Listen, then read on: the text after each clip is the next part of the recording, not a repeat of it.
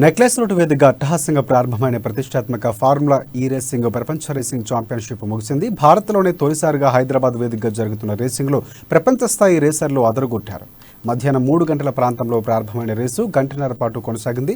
Formula ఈ race world championship విజేతగా gene Eric వెర్కెనే నిలిచారు. ఇక ఆ తర్వాత 2వ స్థానంలో నిక్ క్యాసిడీ, 3వ స్థానంలో సెబాస్టియన్ బ్యూమీ ఉన్నారు.